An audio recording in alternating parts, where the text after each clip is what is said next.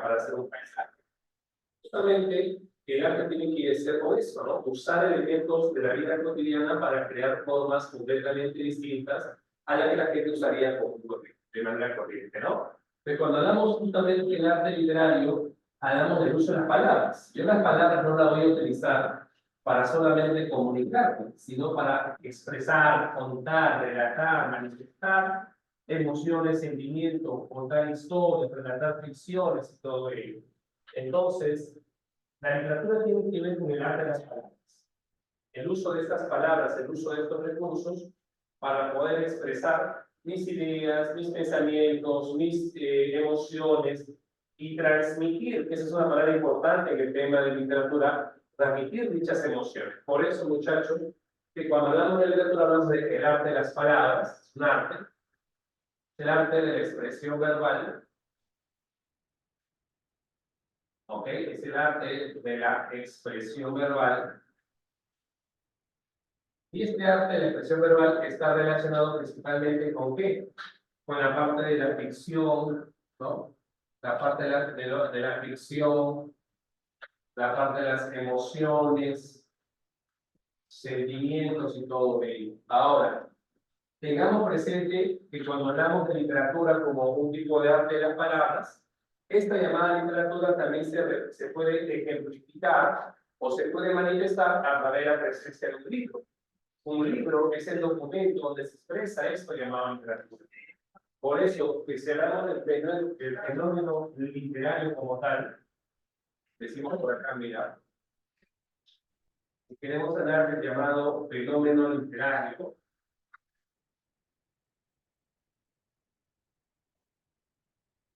del fenómeno literario como tal, estaríamos hablando del libro. ¿Correcto?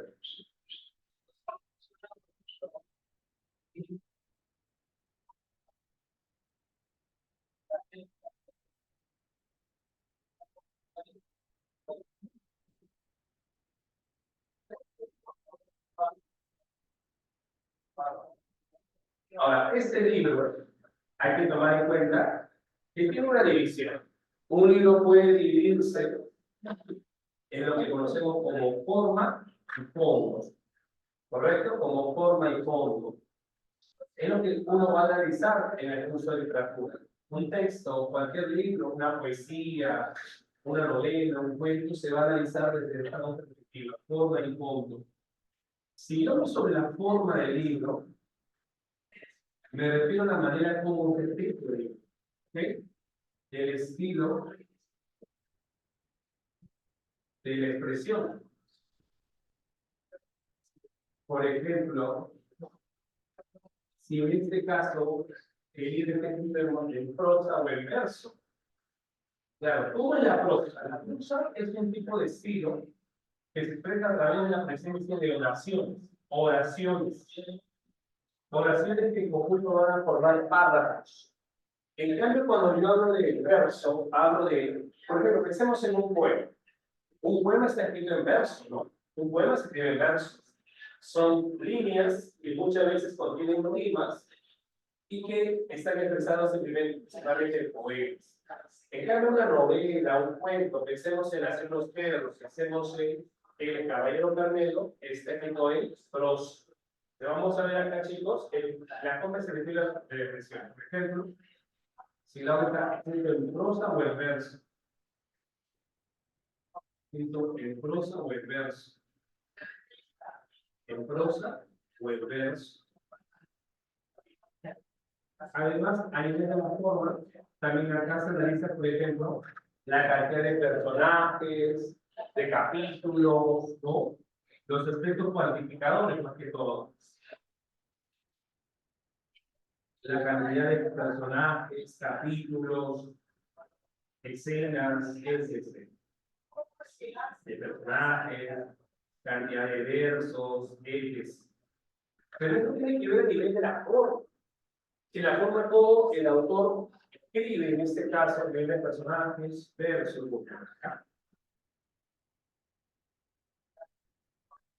etc. Porque si vamos a nivel del fondo, A ver, te hago una pregunta. Nivel del fondo, muchachos. ¿Sobre qué abordaría el nivel del fondo? ¿Ah? Ahí está. El nivel del fondo, ¿sobre qué se abordaría? A nivel del fondo. ¿Sobre qué aborda una oda? O básicamente, el fondo se vincularía con qué? Sobre el mensaje, correcto. El tema, muy bien, Sheila, perfecto, José. Cuando hablamos del fondo, hablamos básicamente de la temática de la obra. La temática de la obra, correcto. La temática de la obra. ¿Correcto? Básicamente, ¿sobre qué se refiere? Sobre las ideas principales o secundarias. Ideas principales o secundarias de la obra. ¿Correcto? Ideas principales o secundarias de la obra. Sobre eso quiere en torno a lo que es en este caso el texto, ¿no? Claro. No, lo que vemos acá, para que se pueda entender mejor, es que la forma analiza, por ejemplo, una novela. Imaginemos, pongamos una novela cual sea. Cantidad de capítulos, tipo de narrador, cantidad de personajes, si te quiero en prosa o en verso, la cantidad, por ejemplo, quizás por ahí de si es poesía de figuras literarias. En cambio, el fondo plantearía sobre qué trata la obra, cuál es el tema de la obra.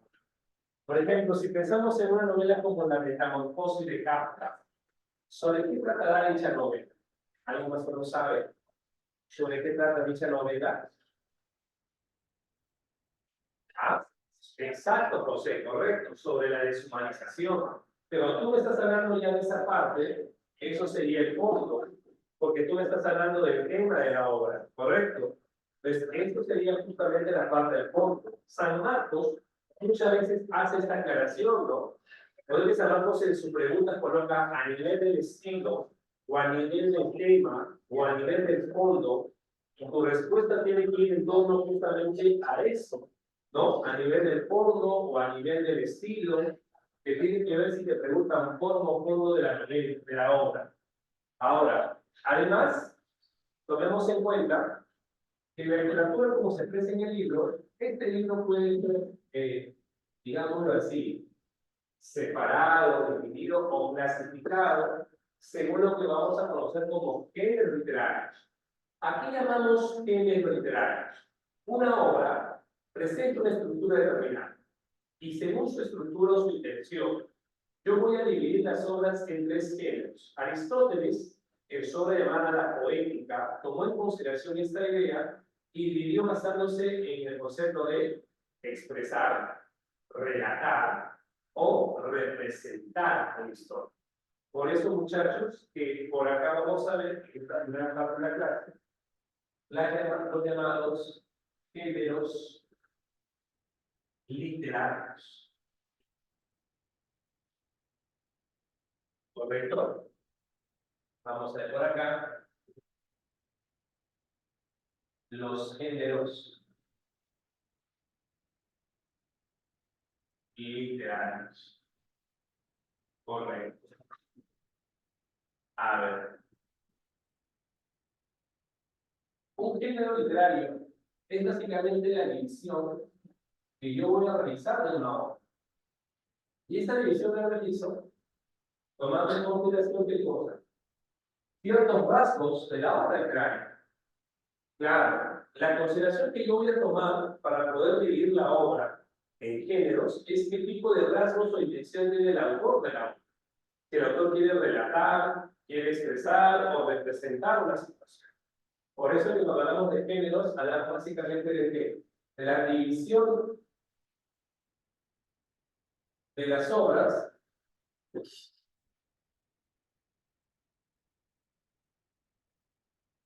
según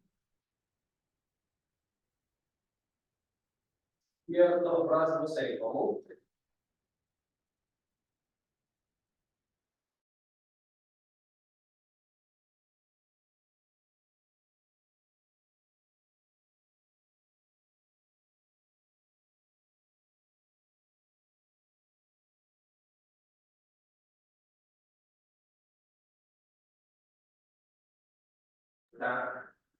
Se escucha con eco. Está conectado eso.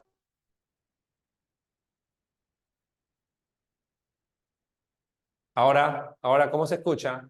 Ahora, está, Mejor. estaba con el otro. Ahora sí, mejor. Sí, se Listo, escucha ya. mucho mejor. A ver, te decía en este caso que la primera división, escuchen por favor, ahora sí todos estamos bien, ¿no? Te decía que la primera división que se realizó de lo que era justamente los géneros era la que hizo Aristóteles, en esta división llamada la poética, ¿correcto? La pizarra no tanto, es muy... Ana, sí, sí se ve, ok. Eso es tu internet, flaco. Te vamos a ver acá, chicos. Escuchen, por favor, que la primera división,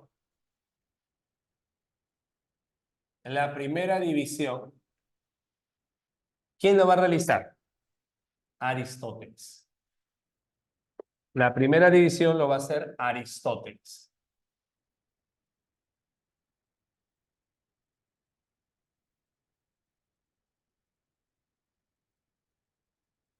en qué obra, escúchame, en qué obras va a ser, en este caso, la división que realice Aristóteles en una obra llamada la Poética?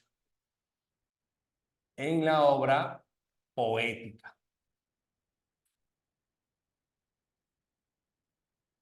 Poética. Ahí va a ser la primera división que realiza Aristóteles, justamente, muchachos, de las obras literarias. ¿Correcto? Ahora, ¿cuál es esta división? Veamos por acá.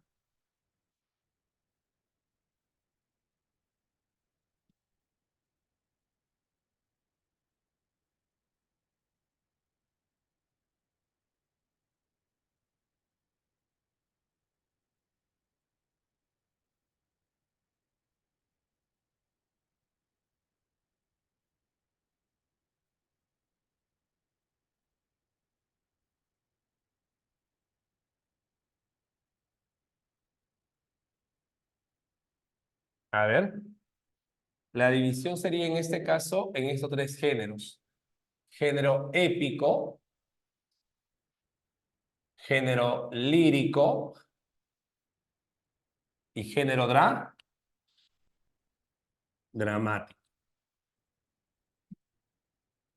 ¿Correcto? Básicamente estos tres géneros son los que va a tomar Aristóteles. Hay que recordar que el concepto novela o cuento en la época de Aristóteles no existía todavía. Por eso que él no habla de ello, no habla de la novela, el cuento, porque no existía ese concepto en su época. La palabra épico significa hazañas, heroico. Lo épico es lo heroico. Por eso que al inicio Aristóteles planteaba que se narraban hazañas heroicas, porque justamente eran relatos como las epopeyas, donde los protagonistas eran personajes heroicos, guerreros valientes. Entonces vamos a ver acá que el género épico relata hazañas de guerreros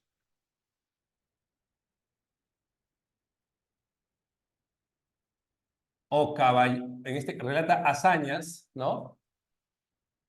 Pero ¿cómo? No voy a colocar acá guerrero, ahorita voy a explicar por qué. Relata hazañas, pero usando qué tipo de expresión, el verso. Relata hazañas a través del verso. A través del verso. Y es por eso que al inicio, por ejemplo, tenemos dos tipos de especies épicas. Tenemos las epopeyas. Una epopeya relata la hazaña de un guerrero antiguo. De un guerrero antiguo. Como por ejemplo la Ilíada, la Odisea. Y luego tenemos los cantares de gesta. Un cantar de gesta relata la hazaña de un caballero medieval. De un caballero medieval. Por ejemplo, ¿cuál es el cantar de gesta que más nos interesa a nosotros en el curso? ¿Ah? ¿Cuál es ese cantar de gesta, chicos? Caballero medieval. Un personaje que va a luchar por defender su territorio español. ¿De quién estamos hablando? Exacto, del poema El mío, del mío Cid. Muy bien, muy bien. Pero con el paso del tiempo esto va a cambiar. Y ya no vamos a relatar hazañas, sino narrar sucesos. Porque, por ejemplo, cuando surge ya la novela y el cuento, ya no estamos frente a personajes heroicos. Por ejemplo, Rodion Raskolnikov, Gregorio Samsa, no son personajes heroicos. Son personajes de la vida cotidiana que nos van a narrar situaciones de la vida cotidiana. Por eso, justamente, muchachos, que ya posteriormente lo que vamos a ver es simplemente el relato o narración de sucesos cotidianos. ¿Ok? Posteriormente, acá el género épico narra sucesos pasados de manera objetiva. Es decir, voy a narrar lo que externamente yo veo en la realidad. Narra sucesos pasados de forma objetiva.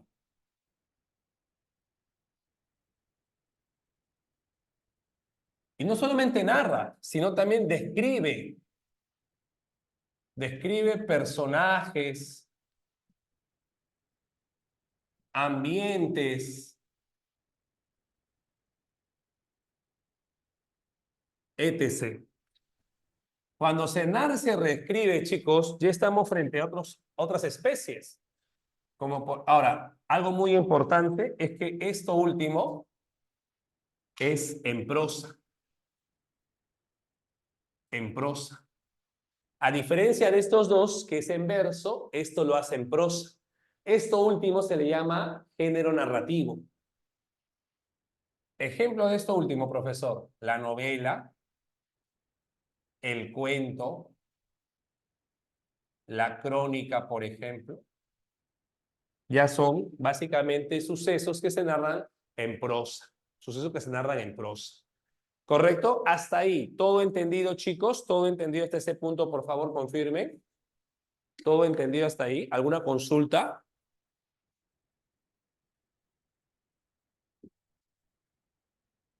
Ninguna. Todo claro. Correcto.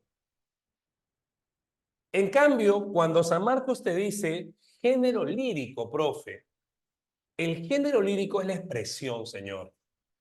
El género lírico es la expresión subjetiva del autor. ¿Correcto? Así te va a colocar San Marcos. El género lírico es la expresión. Es la expresión subjetiva o del mundo interior del autor. Y ese mundo interior, ¿sabes cómo le vamos a llamar? El yo poético. Porque el autor va a expresar lo que a él le pasa, lo que él siente, lo que él desea. ¿Ok? Prosa. Prosa es, por ejemplo, piensa en un cuento, Matías. Piensa en un cuento. ¿Cuál sea el cuento que tú has leído? ¿Cómo está escrito el cuento? En oraciones, ¿cierto o no? ¿De acuerdo? Oraciones que están formadas en párrafos. Ya, eso es prosa, por ejemplo. Prosa es como está escrito una novela, como está escrito un cuento, ¿ok? En cambio, el verso es la forma como se escribe, por ejemplo, los poemas. Ya, piensa en Hansel y Gretel, no cualquier cuento. Prosa tiene que ver la forma como está expresada las palabras en el texto. Si están expresadas a través de oraciones y luego formando párrafos, eso se llama prosa. En cambio, si el texto está formado a través de líneas rimadas, por ejemplo, ¿no? ¿Cómo sería prosa? Prosa sería si yo tengo una oración por acá, oración por acá, oración por acá y oración acá.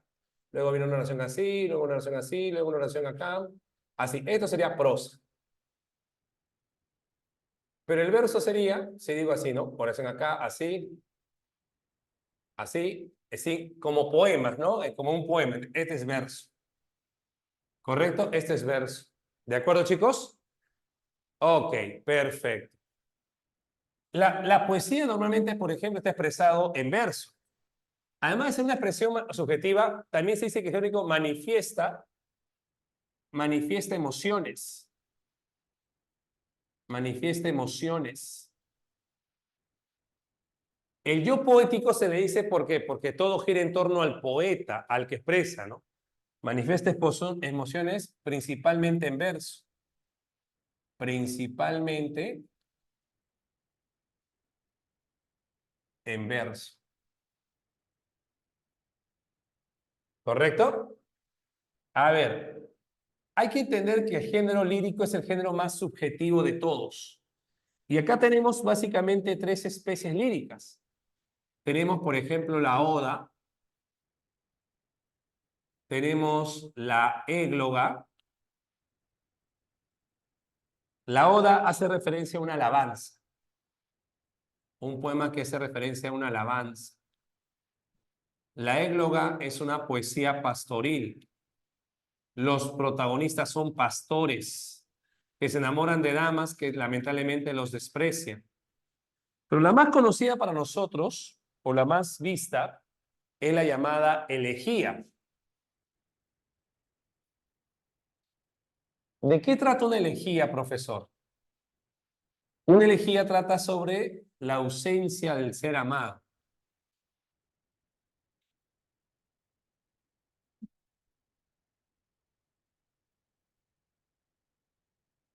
Por ejemplo, ¿no?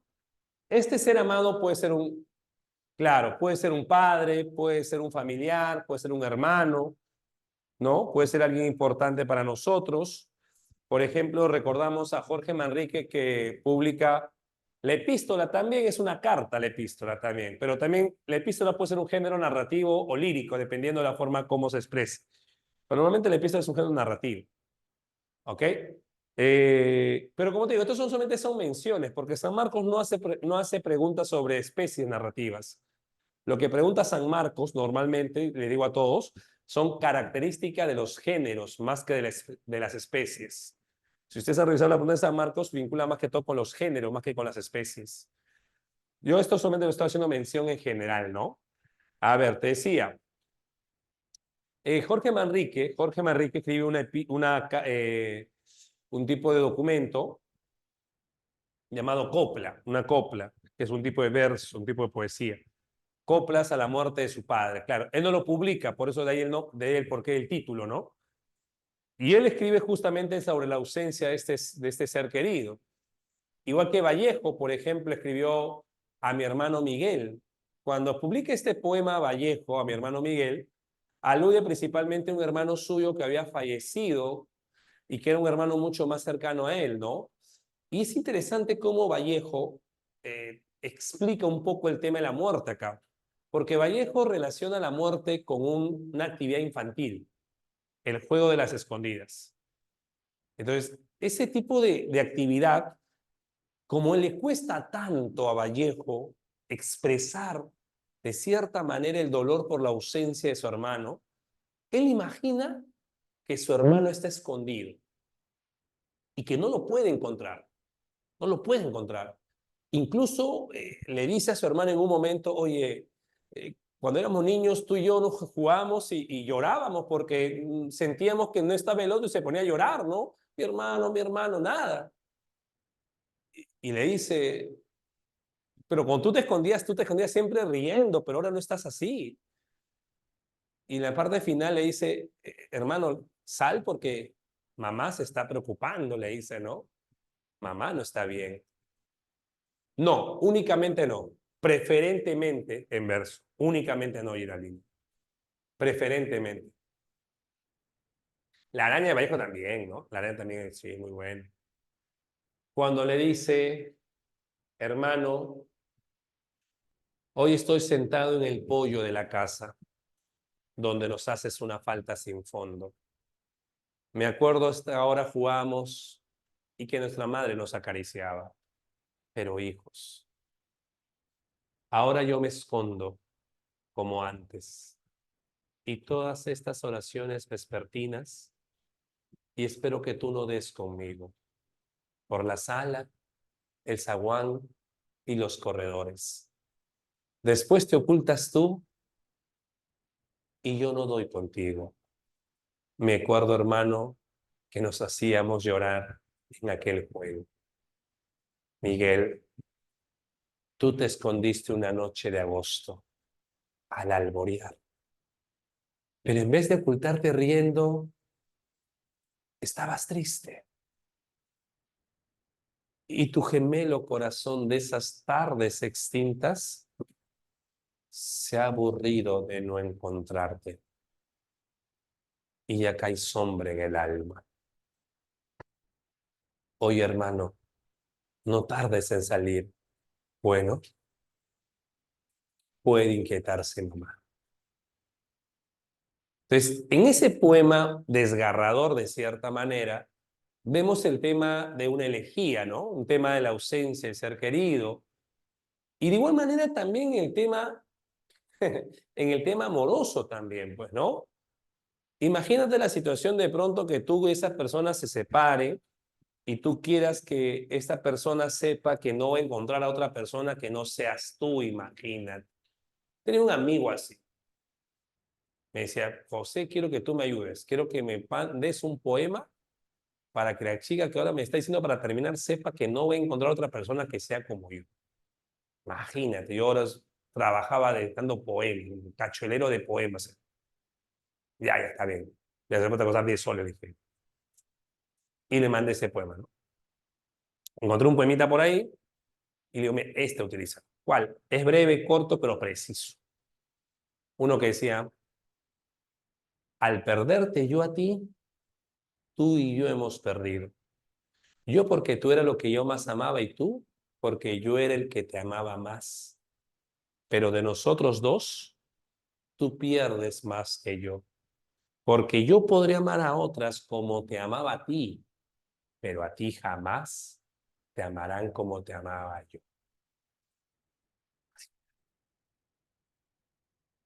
10 soles bien pagados para almuerzo ese día. Emprendedor de poesías. A lo Mari. Exacto. Pero luego de eso, luego de esa situación terrible, mi amigo me contó, me dijo, mira, lo que pasa es algo peor, me, me dan cuenta que está con otro chico. Mi amigo era de ciencias políticas. La chica de comunicación social y salía con un muchacho de derecho.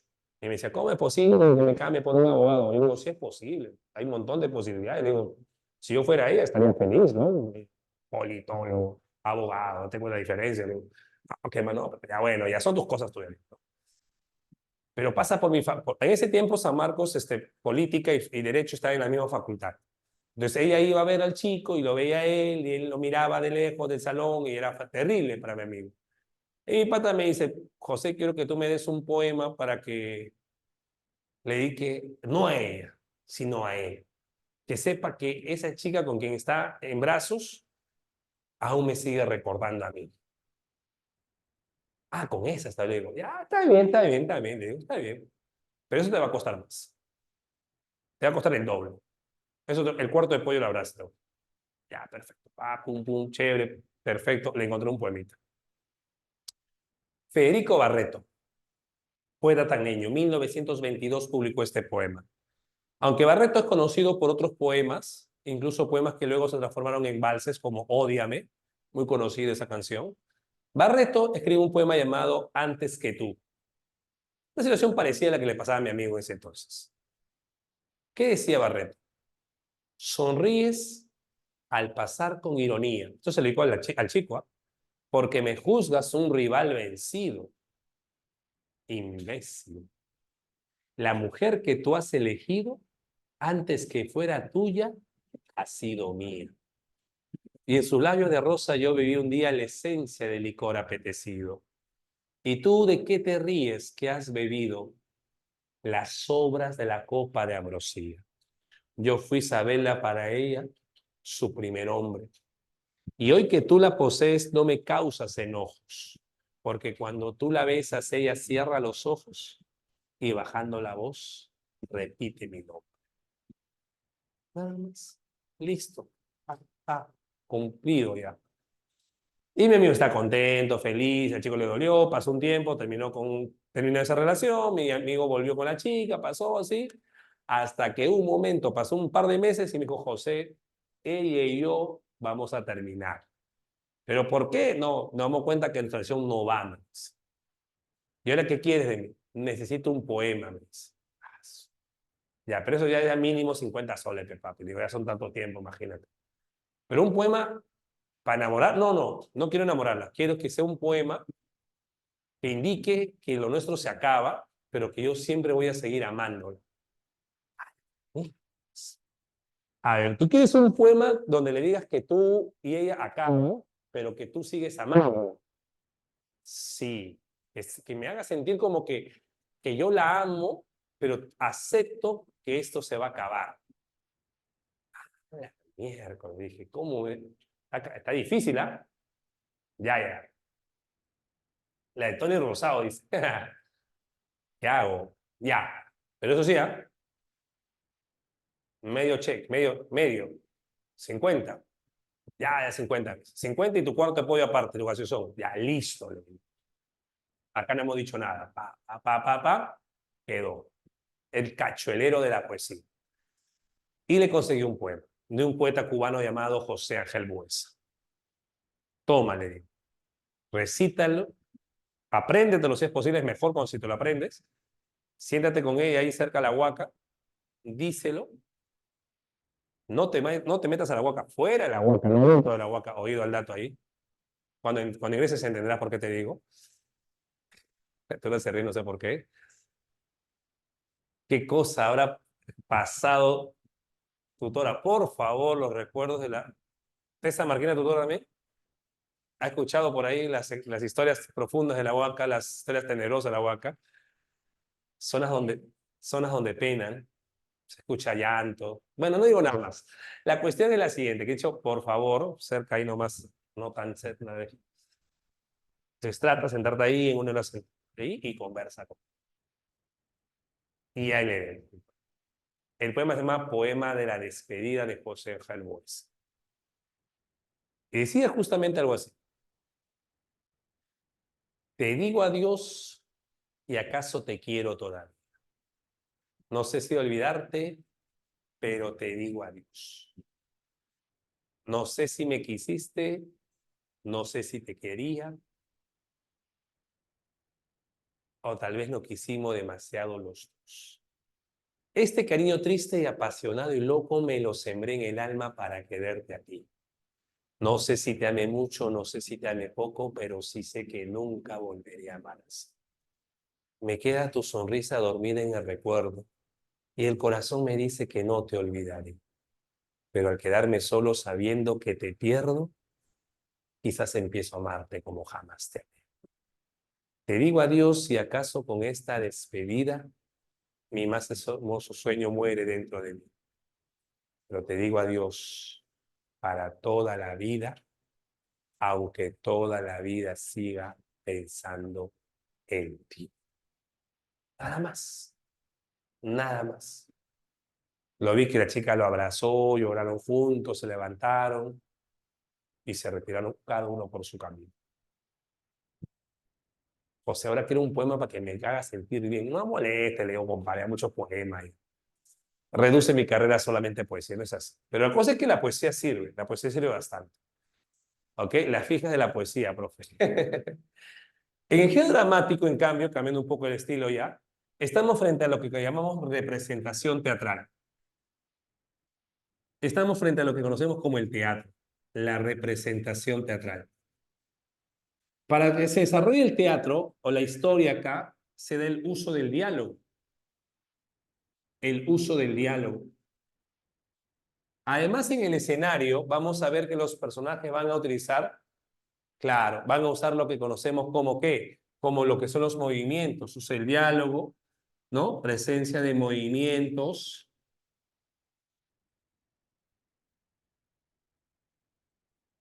actorales. Y tenemos en este caso, chicos, a tres especies literarias acá. Tenemos a la tragedia, tenemos a la comedia y la mezcla de ambos, el drama. La tragedia tiene un final funesto. La comedia tiene un final más feliz. En cambio, el drama es la mezcla de ambos. Es una tragicomedia. El final va a ser feliz, pero el transcurso de la historia va a contener elementos tristes o funestos. Por ejemplo, una tragedia conocida, Romeo y Julieta. La historia de estos jóvenes enamorados que al final se suicidan, ¿no? Una comedia que vamos a hacer en clase, Ñacatita. Una tragicomedia, un drama, obras como La vida es sueño. Va a haber una situación trágica, funesta, como el hecho de lanzar a una persona por el balcón, por ejemplo, pero al final pero en la parte final hay un término venturoso, ¿ok? Un término feliz al final de la historia. ¿Correcto, chicos? A ver, a ver, a ver. Que voy a colocar La vida es sueño, así para que se pueda ver. Ahora sí. ¿Sí? ¿Correcto? Muy bien. Chicos, hasta acá, ¿todo perfecto, muchachos? Nos quedamos un momento hasta acá. Vamos a pasar luego a las 10:50 a retomar, un momento de su descanso.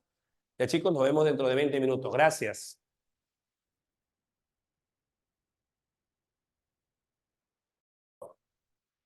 Chicos, vamos a comenzar con lo que tiene que ver con esta segunda parte. Habíamos hablado en la primera parte de lo que eran los llamados géneros literarios y ahora vamos a centrarnos en lo que son las llamadas figuras literarias.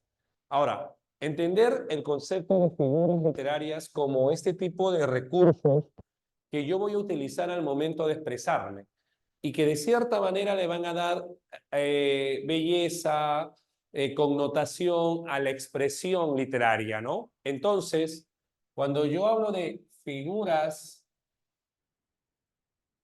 literarias, vamos a ver por acá, me refiero básicamente a qué. Las figuras literarias son recursos estilísticos, vamos a ver por acá, son recursos estilísticos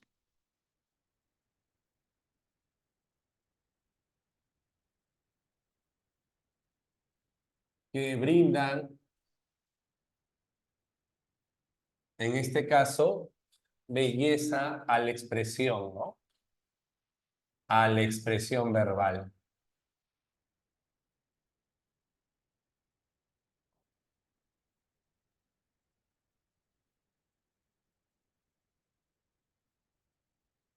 Muy bien. Y cuando yo quiero hablar justamente de estos llamados figuras, tengamos presente que estas figuras no solamente se evidencian a nivel de la literatura, sino en la vida cotidiana. Nosotros, por ejemplo, usamos mucho de estas figuras literarias. Metáforas, hipérboles, usamos algunos símiles, ¿no? Mi amiga bailaba como una loca, ese es un símil, por ejemplo. Ahora, para tomar como referencia esto, tenemos 3 palabras básicas, porque San Marcos solamente se centra hasta en 6 figuras, a lo mucho 6 figuras. Una de ellas es a nivel de la semejanza. Cuando yo voy a comparar dos elementos de manera implícita, voy a hablar de ¿qué? De la llamada metáfora. La metáfora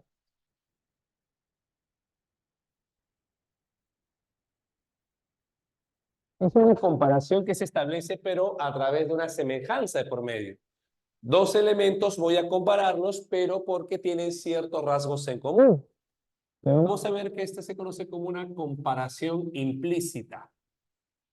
Una comparación, ahí está, implícita. Una comparación implícita. Porque tiene ciertos rasgos en común. Por ejemplo, si yo quiero, muchas veces, acá en la metáfora yo puedo expresarlo de la siguiente manera. Esta es la metáfora pura, en la cual un elemento reemplaza al otro, pero porque tiene algo en común. Por ejemplo, si yo dijera los algodones del cielo, mira tú, la palabra algodones, ¿a qué término está reemplazando acá? ¿Ah? Si digo algodón del cielo, ¿a qué elemento está reemplazando? Dime tú, ¿con qué elemento se está comparando? A las nubes. ¿Pero existe una cierta semejanza o no? ¿Hay o no hay una semejanza? Sí, hay una semejanza, ¿no? Claro, los algodones y las nubes tienen ciertos rasgos en común. Por eso justamente que una metáfora pura se podría decir cuando es un concepto que reemplaza al otro porque tiene ciertos rasgos en común, ciertas características similares. Otro ejemplo podría decir, si yo digo, en este caso,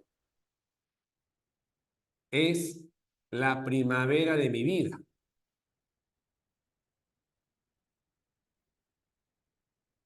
Es la primavera de mi vida.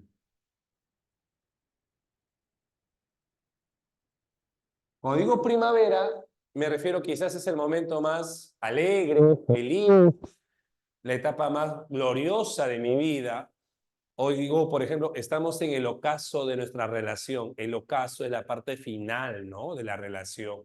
Pues esas son metáforas. Esa es una metáfora pura. En cambio, la metáfora impura se establece cuando usamos un verbo de por medio. ¿Cómo es eso? A es B. Usamos el verbo ser de por medio. El verbo ser. Por ejemplo, a ver, ¿me escuchan por acá? ¿Me escuchan? A ver, ¿ahora sí? Eh, ya, ahora sí me escuchan, sí, ahora sí mejor. Confirme, por favor, ahora sí mejor. Listo, gracias. Por ejemplo, Becker decía, ¿no? ¿Qué es poesía? Dices, mientras clava mi pupila azul. ¿Qué es poesía? Poesía eres tú. Ahí está. Mira, si yo digo, por ejemplo, poesía eres, estoy A, es, B. A, verbo ser, B. Esa es una metáfora impura, por ejemplo. Usando, tutora, la pantalla, por favor. Ahí. Usando en este caso el verbo copulativo de por medio. O Neruda decía, por ejemplo, es la sed y el hambre y tú fuiste la fruta. Tú fuiste la fruta. Ahí está. Entonces, tú fuiste la fruta. También sería en este caso, chicos, el aspecto de A es B. Cada vez que tengas un A es B, ¿no? No soy un árbol, sino soy un hombre derribado, ya, eso es una metáfora, ¿no? Tu sonrisa es una media luna de tu rostro, por ejemplo, ¿no? O la media luna de tu rostro, refiriéndose a la sonrisa de la dama. Esa es una metáfora, ¿no? Tus dientes son perlas dentro de tu boca, es una metáfora. Tú eres un genio en matemáticas, una metáfora. Tú eres un lobo en letras, metáfora, ¿no? Son metáforas, ¿correcto? En cambio, cuando yo hablo de un símil, hablo de una comparación explícita. Y esta comparación explícita se genera a través de un conector. Esta comparación explícita utiliza un conector, utiliza un nexo. Este nexo puede ser el nexo como, ¿no? Se parece a.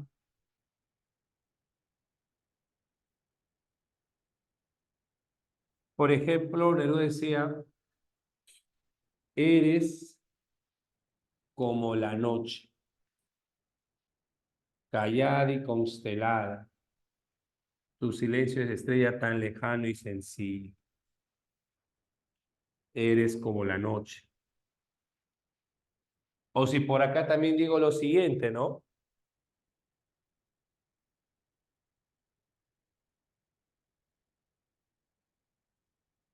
Su rostro parece la de un ángel.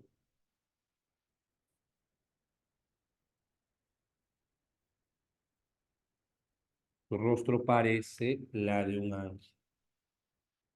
Entonces, también tengo estos dos. A diferencia de lo anterior, acá hay un conector de por medio, como el cómo, se parece o parece, que es un tipo de relacionante.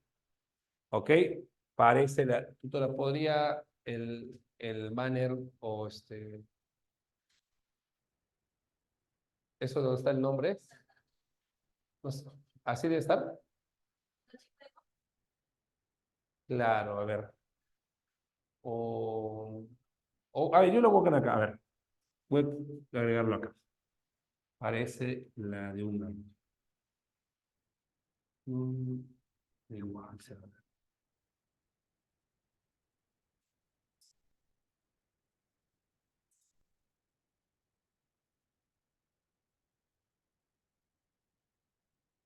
Ya, ahí nomás.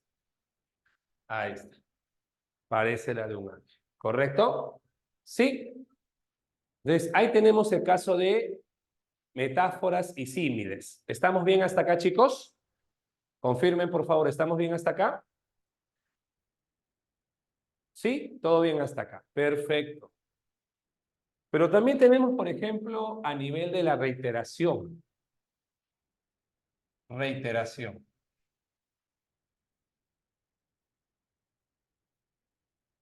Por ejemplo, si yo reitero, si yo repito las primeras letras de cada verso, eso se va a llamar anáfora.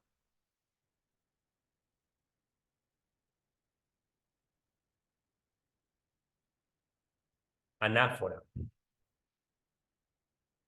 ¿Ok? Anáfora es básicamente la reiteración, ¿ok? La repetición es la reiteración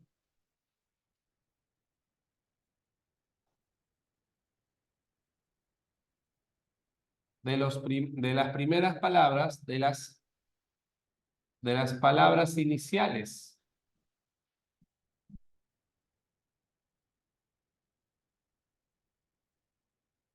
de cada verso.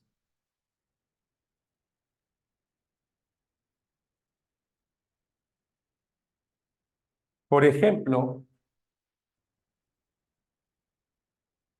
el poeta Mariano Melgar decía lo siguiente: vuelve, mi palomita, vuelve a tu dulce nido. Ahí tenemos, por ejemplo, una anáfora. Vuelve, mi palomita, vuelve a tu dulce nido. ¿Correcto? Ahí tenemos la presencia de una anáfora, ¿no? El vuelve, siempre va a ser las palabras iniciales de cada verso. Pero cuando se reitera una característica sobreentendida, hablaríamos del epíteto.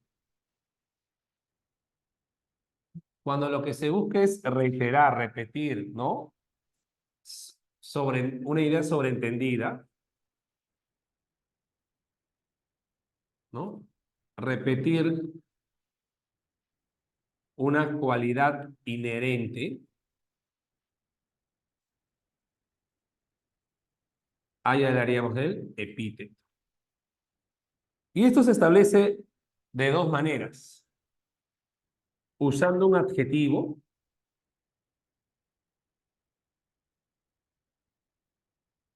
Por ejemplo, si yo dijera acá lo siguiente, escuchen por favor, escuchen. Si yo dijera, ¿no? La oscura sombra, el verde pasto, el frío hielo. Acá yo veo un tipo de epíteto, ¿no? Ya que sombra es un elemento oscuro, el frío hielo, sabemos que el hielo es frío, pues estamos indicando algo que está sobreentendido, como decir la roja sangre, la blanca nieve, el ardiente sol, está sobreentendido. Pero así como se expresa en adjetivo,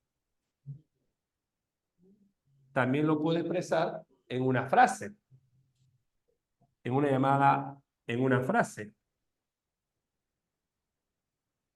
Por ejemplo, ¿cómo le decían a Aquiles? ¿Te acuerdas? Aquiles, el de los pies ligeros, por su rapidez, ¿no? Entonces también, eso sería en este caso una posición. O cuando digo, por ejemplo, Héctor, el del tremolante casco, o cuando digo, no sé, a ver, pensemos en Miguel Grau, el caballero de los mares. Esas frases son aposiciones, son también llamados epítetos, ¿correcto? Entonces acá tenemos la anáfora que repite las primeras líneas y el epíteto que indica una característica sobreentendida. Luego, ¿qué tendríamos por acá? A ver, escuchen. Luego tendríamos, aparte de la reiteración, tendríamos en este caso la alteración. Y acá tenemos la hipérbole y el hipérbole.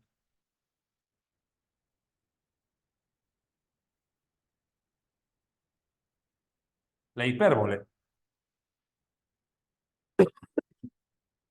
En la hipérbole, ¿qué se ve? Exageración. Frases que indican cierta exageración.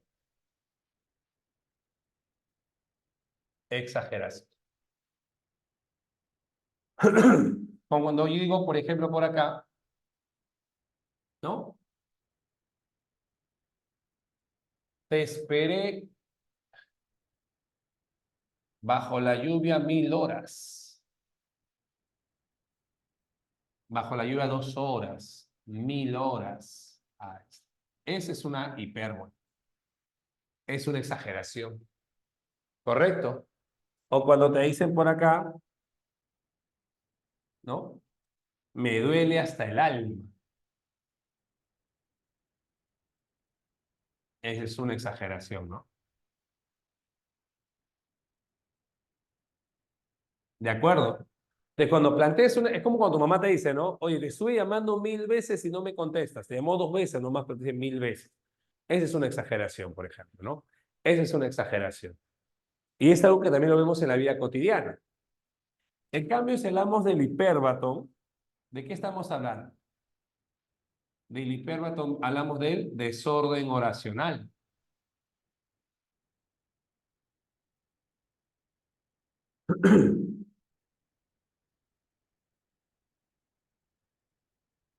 Del desorden oracional.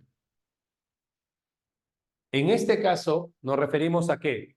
A frases donde el sujeto oracional no va a estar al inicio del texto, sino en la parte final. Como por ejemplo, como vino en San Marcos este último fin de semana, mira. Vino un verso de la siguiente manera. Del salón en el ángulo oscuro.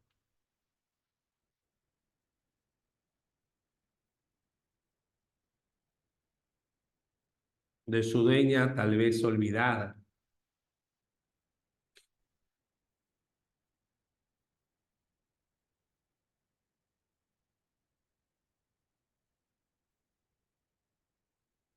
Silenciosa y cubierta de polvo.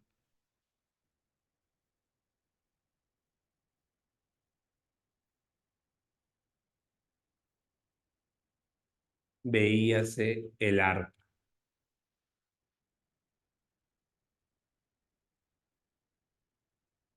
Entonces, acá tenemos justamente un aspecto llamado hipérbato. ¿Ok? La rosa roja, pero no. Para que sea hipérbaton es oracional, no por 2 palabras, Frank. Para que sea hipérbaton tiene que ser oracional, no porque yo cambio la ubicación 2 palabras es hipérbaton, no. Tiene que ser el sujeto de la oración, tiene que estar expresada al final. Sí, sí, pero más que si está escrito en verso en decasílabo, Shirley, tienes que preguntarte si ese verso tiene el objetivo de narrar o expresar. Porque la forma no determina el género lírico, lo que lo determina es si el texto narra o expresa. Porque un texto narrativo como una obra una obra épica, puede estar escrita en verso también, en decasílabo incluso, pero estaría narrando, no estaría expresando, no sería entonces lírico, sino sería épico. ¿Me entiendes? Ahí tienes que centrarte en preguntarte si esa obra que está escrita en verso o en decasílabo está narrando o está expresando una emoción. Si está narrando es épico, si está expresando una emoción, lírico. ¿Ok? Acá, por ejemplo, el sujeto de la oración es el arpa. Y mira dónde está ubicado. Está ubicado al final del verso. Otro verso que también conocido aquí, el de José María Eguren, que decía, desde la aurora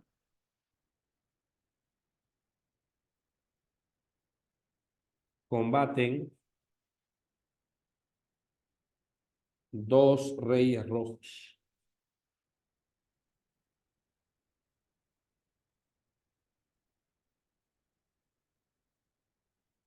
Entonces, ahí tengo, por ejemplo, el tema de un hipérbato también, porque aquel sujeto oracional es los reyes rojos, pero está ubicado al final del verso. Y ahí tenemos justamente la presencia de un hipérbato. ¿Correcto, chicos? Hasta ahí, ¿todo bien? ¿Todo perfecto hasta acá? Tómenle captura a tal caso, chicos, y pasamos a resolver dentro de unos minutos. ¿Ok? Consultas, por favor, preguntas. ¿Alguna consulta, alguna pregunta, niños?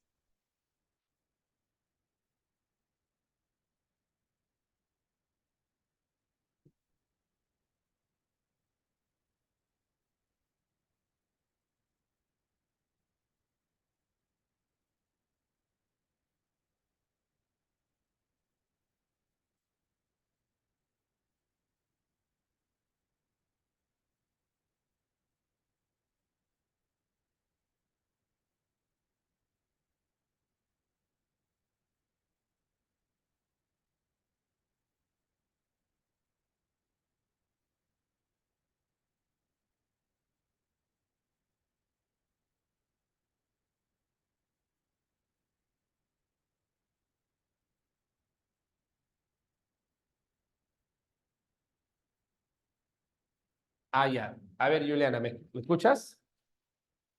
Cuando tú hablas del hipérbato, presente esto, ¿no? Una oración debe comenzar por el sujeto. Por ejemplo, ¿no? Si yo digo, las oscuras golondrinas volverán a colgar sus nidos en tu balcón. Ese es un orden adecuado del verso. Pero lo que yo voy a hacer es colocar a las oscuras golondrinas al final del verso o después del inicio. Entonces yo voy a decir, volverán las oscuras golondrinas, es decir, a colgar sus nidos en tu balcón, en tu balcón sus nidos a colgar. ¿Me entiendes? Estoy cambiando el orden de las palabras. O por ejemplo, cuando digo en este caso, mira, escuchen, eh, si yo digo, por ejemplo, en el pasadizo nebuloso, cual mágico sueño de Estambul, su perfil presenta destelloso la niña de la lámpara azul. En este caso, el sujeto es la niña de lámpara azul, pero está al final del verso. Ese es un tipo de hipérbole. Ah, si exagera Josué es hipérbole, ¿no? A pesar que este verbo ser tiene que ser hipérbole, ¿no? Si hay una exageración de por medio es hipérbole.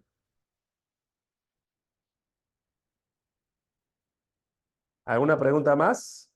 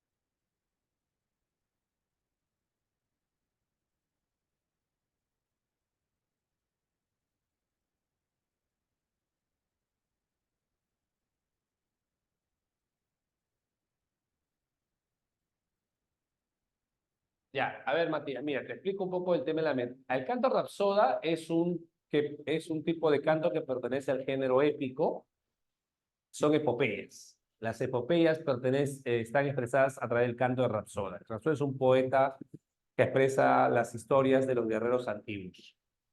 ¿Ok? Es del género épico.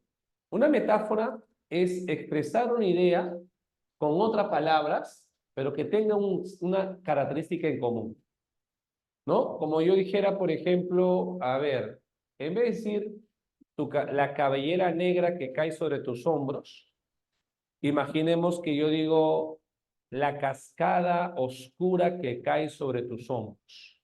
Entonces yo, en vez de usar cabellera negra, digo cascada oscura. ¿Y por qué uso esa referencia? Porque hay un rasgo en común. A eso llamo una metáfora.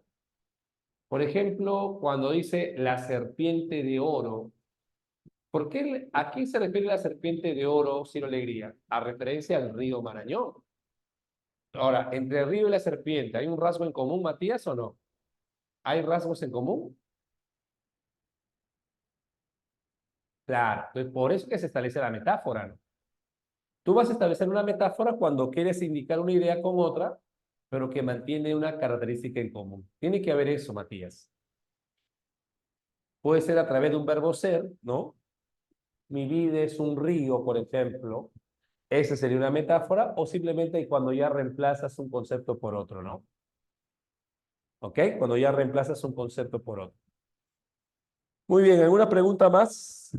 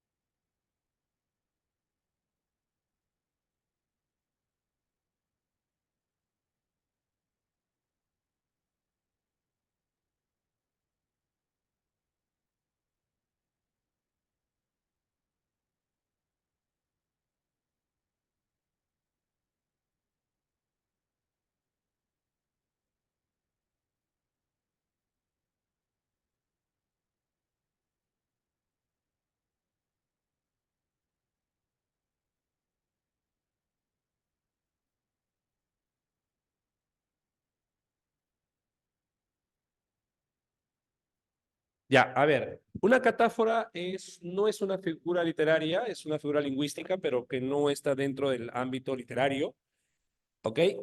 Y no es parte de las preguntas del examen de admisión tampoco, o sea, Marcos no lo toma en cuenta.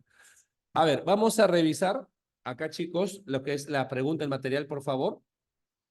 En la pregunta 1, ¿qué marcaríamos o qué marcaste? A ver, ¿qué marcaste en la pregunta número 1? Dice, así pasa la vida como raro espejismo. Claro, beso, ¿no? El símil, claro. Correcto, sería un obeso, muy bien. En el caso de la 2, sobre el género teatral, ¿qué podrías decir en la 2? ¿Cuál podría ser? Claro, dedo, ¿no? Porque está concebido para ser representado teatralmente. Correcto, correcto, correcto. Eso está bien. Luego viene la pregunta número 3. Tu corazón es una bocina prohibida. Es, dice, ¿no? Es.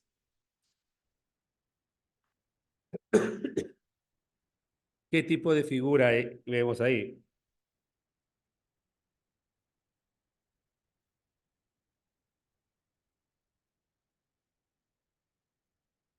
Claro, es una metáfora, ¿no? Muy bien, es una metáfora, correcto. Es una metáfora, correcto. Muy bien. Una metáfora impura, muy bien. El joven Yamil quiere el material, dice. Hay un joven que quiere su material, dice. Pase el material.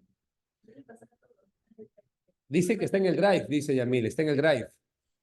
Porque no es una exageración, tu corazón es una bocina prohibida.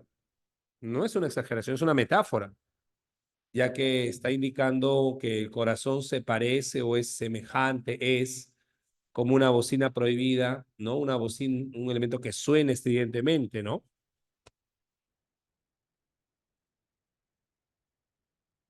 ¿Ok?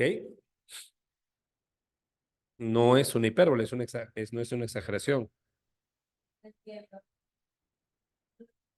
¿Ok?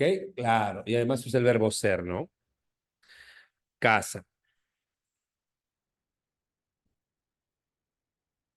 Pregunta número 4. A ver.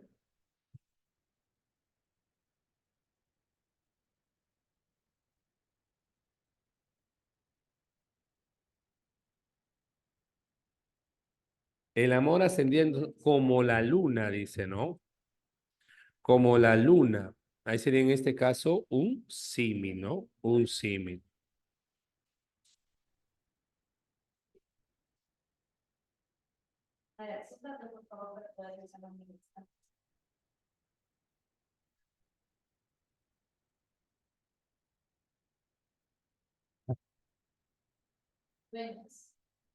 Matías, el material está en el drive, Matías. El material está en el drive. Y ahí te lo está pasando también. 4 dados. 5. 5.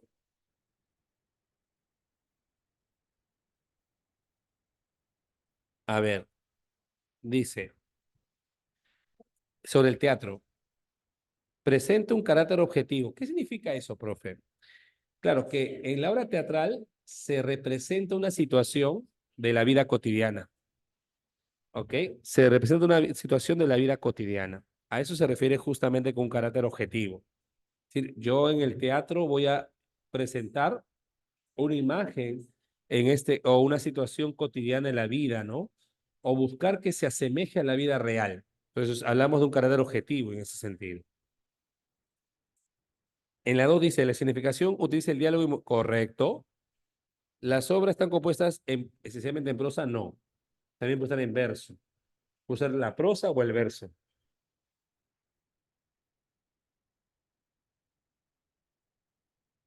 El canto rapsoda, no, falso. El rapsoda es del género épico. Yo diría besos. Pregunta número 6. A ver, dice, ¿qué distingue la épica de la lírica? ¿Y qué cosa tiene la épica que la lírica no lo tiene?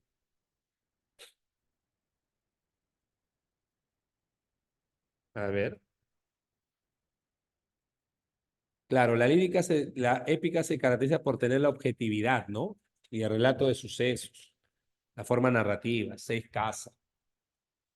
7. En el fragmento que está ahí, vemos un fragmento que pertenece a la novela El reino de este mundo. ¿Ok?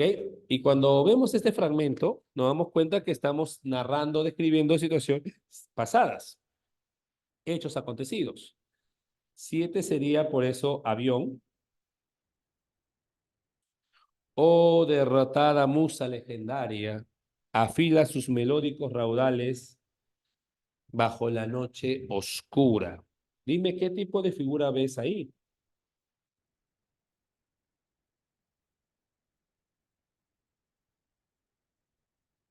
¿Qué tipo de figura reconoces ahí? El epíteto, ¿no? Claro, muy bien,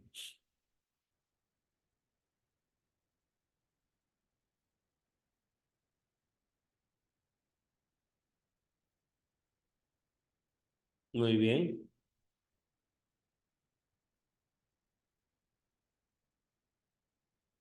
En la pregunta número 9 dice, la gloria del ocaso era un purpúreo espejo. Mira, era un cristal en llamas que al infinito viejo iba arrojando. ¿Ok? 7 dijimos avión, dará. 8 dado. 9, ¿qué sería entonces? Dedo, ¿no? La metáfora, ¿no? 9 dado, correcto. 9 dado. La 9 es la de, profe, ¿por qué no puede ser anáfora? Porque no está repitiendo la primera letra, pues, ¿no? Tiene que repetir las primeras letras. Por eso.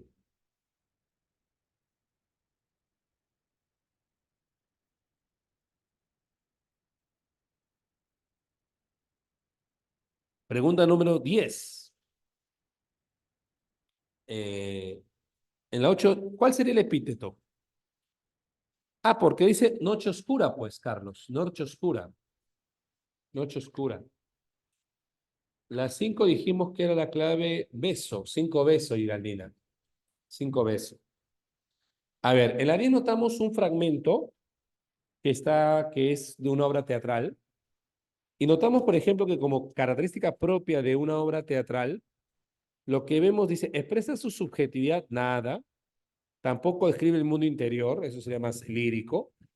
Sino que notamos en la 10 que emplea diálogos. Correcto, José. Se emplea diálogos para el desarrollo de la historia, ¿no? Correcto. Muy bien.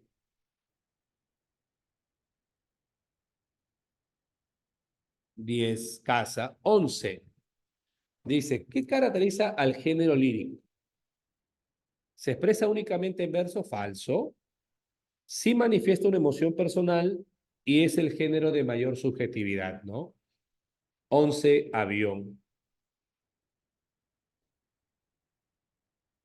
12 12 dice, un dolor jamás dormido, una gloria nunca cierta, una llaga una a una, mira, está la anáfora, siempre abierta, es amar sin ser querido. Entonces, ¿qué figura tenemos aparte de anáfora?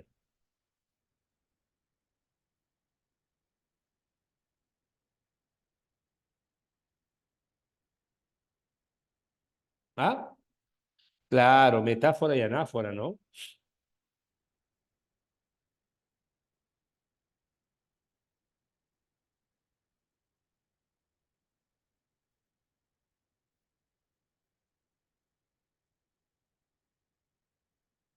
Muy bien,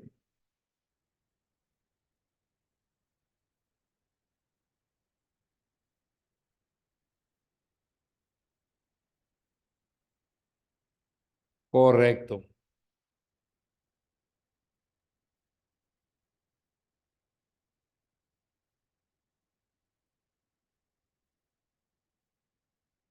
Pregunta número 13. El género que expresa, muy bien, el género que expresa una emoción personal, ¿cuál sería?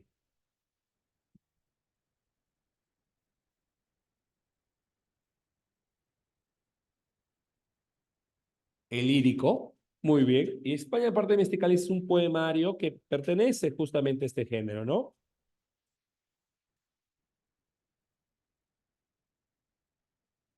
Trece casa.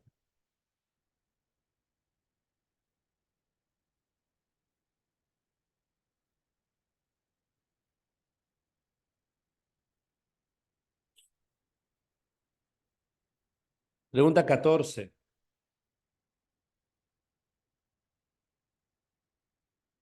14. ¿Qué notamos acá? Un fragmento, un texto dramático que utiliza ¿qué cosa?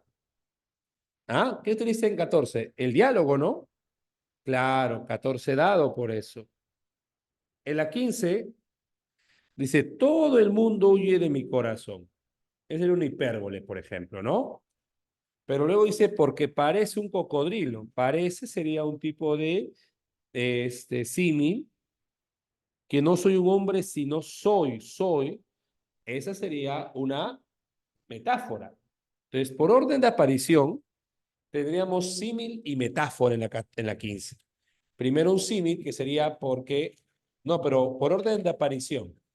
Hay que poner acá la situación, acá hay que colocarlo por orden de aparición, ¿ya? Parece un cocodrilo, un símil, y no soy un hombre, sino soy un árbol derribado, metáfora. 15 veces. 16. A ver, la clave en la 16 sería beso, oscura sombra, es un epíteto. El 16 beso. En la 17 es una característica de género épico la narración de sucesos y descripción de situaciones. 17 casa, 17 casa. En la 18 vemos que se desarrolla a través del diálogo el género dramático. 18 casa, 18 casa. 19. Muramos. Lavad vuestro esqueleto cada día. Lavar vuestro esqueleto. Eso es una hipérbole, una exageración. Y luego del hipérbole dice, una ave coge el déspota, una mancha espantosa. Sería casa, 19 casa, es una hipérbole y una anáfora. Lavad vuestro esqueleto, es una exageración, ¿no? Y la 20, el género lírico describe, falso. Lírico no describe nada. Tampoco relata el lírico, expresa, sino. La Divina Comedia pertenece al género lírico falso. La Divina Comedia es una obra, un cantar de gesto, bueno, una epopeya, que pertenece al género épico. El drama, que es una obra teatral, usa el diálogo, sí, correcto. Y lo dice, es una epopeya que pertenece al género lírico. Épico, disculpen, épico. 20 sería casa. 19 y 20, casa. Muy bien, chicos, gracias por su tiempo y atención. Nos vemos Dios mediante la próxima semana. ¿Correcto, chicos? ¿Todo entendido, muchachos? ¿Todo bien hasta acá? Ya. Listo, chicos, gracias. Ok, nos vemos la próxima semana. Un abrazo enorme, cuídense bastante. Hasta la próxima semana. Gracias.